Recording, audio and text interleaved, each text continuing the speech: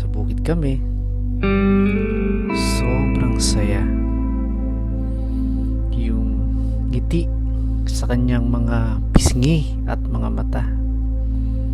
Alam ko, nahihirapan siya. Ang mga pawis na bumabagsak ay tila walang humpay at katapusan. Pero tingnan mo siya, nakakapagbiro pa nga saka nakakakanta kahit alam mong nasa ilalim ng tirik na araw. Nung hinawakan ko ang kanyang mga kamay, grabe lang, sobrang gaspang at sobrang kapal. Siyempre, dahil sa kalyo.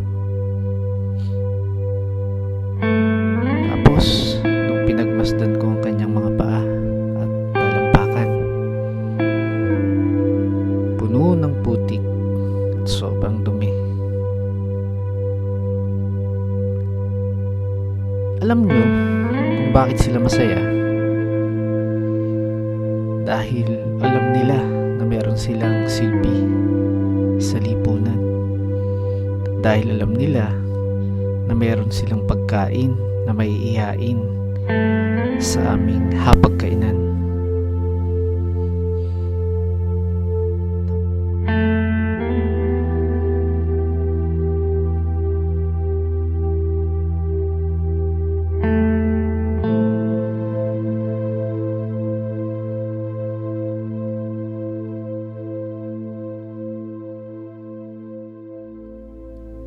Kadalasan pa nga iniiwasan dahil amoy pawis. Iba talaga yung pawis nila.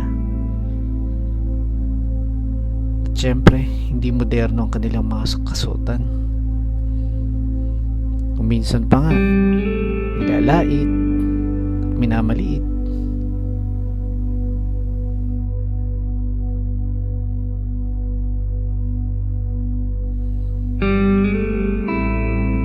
Naalala ko noong magkokolehiyo na ako sa Maynila. Sabi ko, Lola, malang matrikula o yung tuition fee. Sabi niya, po, magpapadala ko para makapasok ka at matupad ang mga pangarap mo na makapagtapos ng pag-aaral. Grabe lang ang sipag ng lola ko sa pagkakayod sa kabukiran. Doble ang kayod.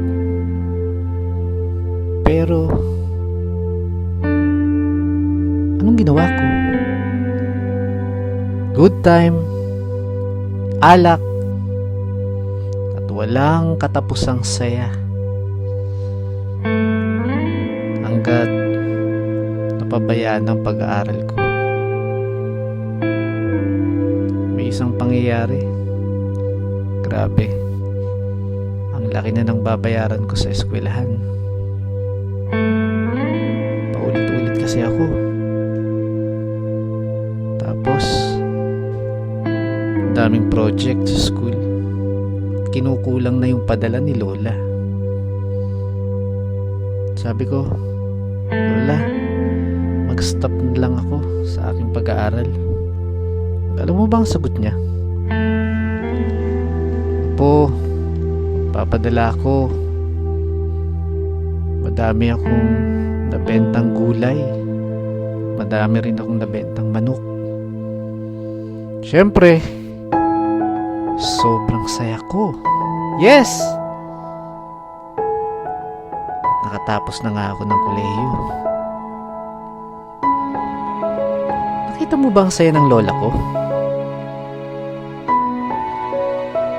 Nakita mo ba kung gaano siya kalakas sumigaw? Nakagraduate na nga po ko. Ganun siya. Pero nagulat ako pag uwi ko sa probinsya, sa bahay ng lola ko. Nabenta na pala ang aming mga lupain. Pinagpalit ni lola ang lupang minahal na minana niya pa sa mga nanay at tatay niya.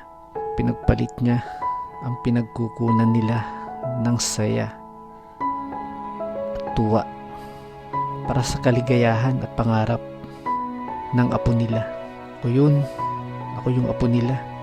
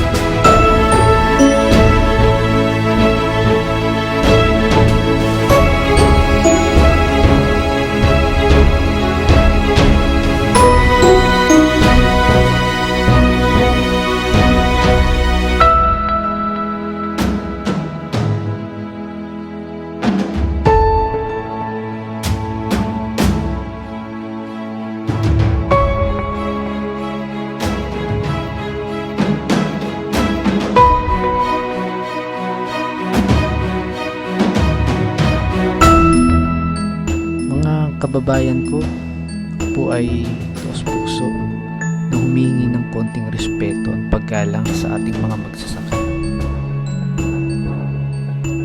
Sana po mabigyan natin sila ng konting atensyon at ma-appreciate natin ang kanilang contribution sa ating bayan. Mabuhay kayo, mahal kong magsasaka.